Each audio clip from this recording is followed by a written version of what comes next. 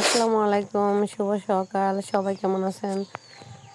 তো আজকে আবার চলে আলহামদুলিল্লাহ এলাম ভালো। সকালবেলা। হাঁটতে বের হলাম। তো চারপাশে অনেক কুয়াশা, কুয়াশায় কিছু দেখা যাচ্ছিল না। তারপরও সকাল ৮টা বাজে। এরপরে ভাবলাম যে জমি থেকে একটু ঘুরে আসি।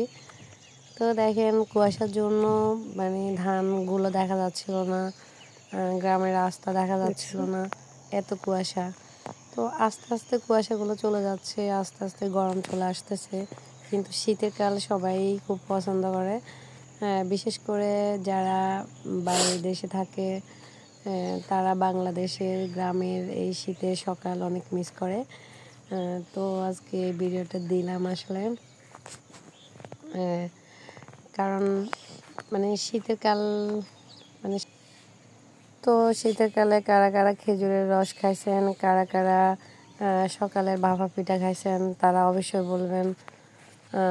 আসলে শীতকালের পিঠা, ভোরের কুয়াশার ভোরের পিঠা খেতে খাওয়ার মজাটাই আলাদা। আর শীতকালে নানা রকম পিঠা বানানো হয়।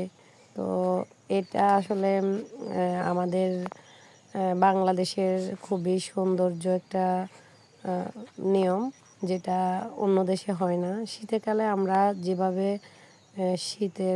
শীতটাকে পালন করি, সেভাবে অন্য দেশে কেউ পালন করে না। তো এই জন্য আমাদের শীতের সকালের কুয়াশার ভোরটা আমাদের কাছে ভীষণ ভালো লাগে। কারণ শীতের সকালবেলায় মানে এই কুয়াশাটা আসলে আমরা সবাই অনেক মিস করি।